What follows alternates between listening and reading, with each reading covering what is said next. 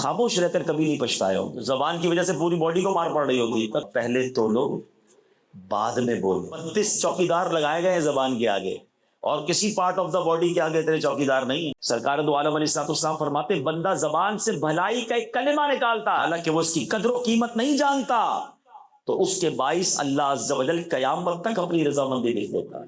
یعنی بندے کو پتہ نہیں ہوتا, مگر زبان سے ایک ایسا پیارا جملہ نکل جاتا ہے, اللہ کی فرما برداری والی ایسی بات نکل جاتی ہے کہ اللہ قیامت تک اپنی رضا لکھ دیتا ہے. یہ تو بڑی اچھی بات ہے. لیکن آگے فرمایا اور بے شک بندہ اپنی زبان سے ایک برا کلمہ نکالتا ہے اور اس کی حقیقت نہیں جانتا, تو اللہ اس کی بنا پر اس کے لیے قیامت تک اپنی ناراضگی لکھ دیتا ہے. اب یہ دونوں چیزوں کو یاد رکھیے. بری بات کبھی کبھی ایسی نکل جاتی ہے کہ اللہ ہمیشہ کے لیے ناراض ہو جاتا ہے. تو اچھی بات نکلنے کی کس کی امید زیادہ؟ جو اچھی باتیں کرتا ہو, اچھی محفل میں بیٹھتا ہو, اللہ رسول کا ذکر کرتا ہو, تو انشاءاللہ امید ہے اس کی زبان سے کوئی اچھا جملہ نکل جائے گا. جو سارا دن بے حیائی کی باتیں کرتا ہو, گالی گلوچ, غیبت, دل آزاریاں, ابے تبے, تو تڑاک, مذاق مستی, لوگوں کا دل دکھانا, تو اس کی زبان سے تو ہو سکتا ہے بہت سارے برے جملے نکل جائیں. تو زبان بڑی نازک ہے. نبی پاک علیہ السلام فرماتے ابن آدم کی اکثر خطائیں اس کی زبان سے سرزد ہوتی. یہ زبان دیکھیں نا, 32 چوکیدار لگائے گئے ہیں زبان کے آگے, اور کسی پارٹ آف دا باڈی کے آگے تیرے چوکیدار نہیں ہیں. 32 دانت ہیں, مگر یہ صحرے کو بھی توڑ کر جب چلتی ہے تو کتنوں کے دل توڑ دیتی ہے.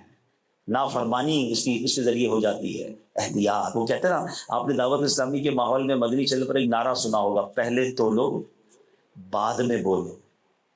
آپ کبھی بھی جو ہے نا, ایسا کئی بار ہوا ہوگا, بول کر پچھتائے ہوں گے کہ یار کاش نہ بولتا, یار دوستی چلا گیا, پارٹنرشپ بھی ختم ہو گئی, رشتہ ہی ٹوٹ گیا, اگلا ناراض ہو گیا, بولنا نہیں چاہیے تھا مجھے یہاں پر. آپ بول کے کئی بار پچھتائے ہوں گے, آپ خاموش رہ کر کبھی نہیں پچھتائے ہوں گے.